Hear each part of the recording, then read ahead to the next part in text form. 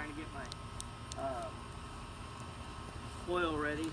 I've got my knife here. It's in the fire, and I'm doing this during the day, which I typically don't do. But once you dip it, it should catch on fire. And you can see it's really super hot. The oil will immediately dry when you pull it out. And then I'll take my pliers here.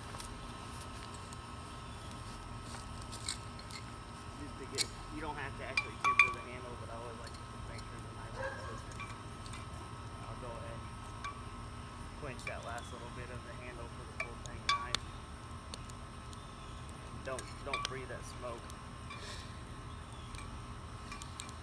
But you want to use this is used engine oil, motor oil out of a gasoline engine.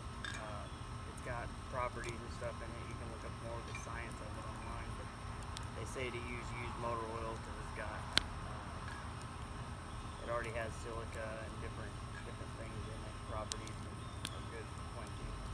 I don't know a whole lot about the science or metallurgy or anything like that.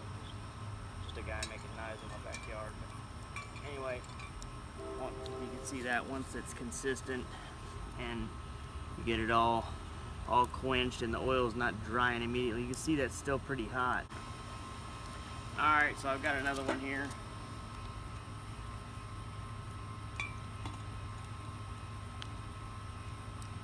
You can see that's really super hot. There it goes. Usually the oil will catch on fire like that, maybe your second knife. It's not a big deal, it's oil, it's flammable. You just want to make sure it's a safe distance from your fire pit. I may should have moved a little bit further away.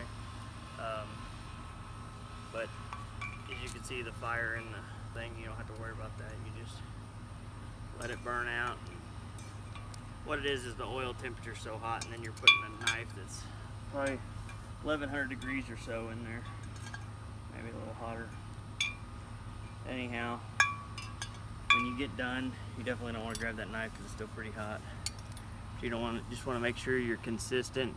And this oil will actually burn into those insets on the knife, which gives it a really nice look. And it'll burn into the file work on that side as well. This is a tracker style, smaller tracker. It'd be like a tracker junior style, but I make them my own way. They're not exactly the way Tom Brown makes them or Tops makes them. This is just DrJoes version of the tracker. But people like them. But anyway, that's quenching. I like that. But we found the pattern online, and I started to go with that. And I just go in the fire right here, where it looks like the hottest part, where you see the coals and stuff. It's hard to tell during the day, but I'll just put that right in the fire there, and then I'll just turn this fan on right here, and just kind of superheat that area.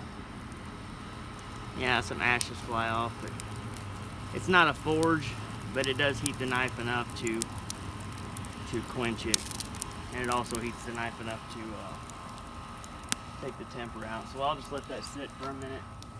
I'll go ahead and stick these other two in there while I'm at it. Get them covered up.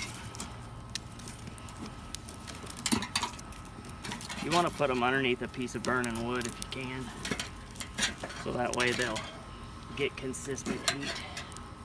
Something like that, and then take the poker and just kind of cover them up. Get them coals all around them. And that burning wood around it definitely helps. And if you're making your fire, you can actually hit this wood and knock the coals off. But you definitely want to be heating with coals, not with just flames. So that's the hottest part of your fire. And then once you get them in there, you just throw a little fan on them.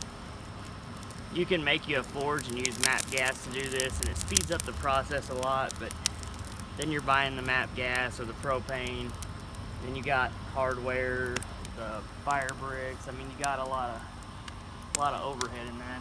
It gets to not be a budget knife, it gets to be a expensive knife. So anyway, we'll quench those, and that's all we got.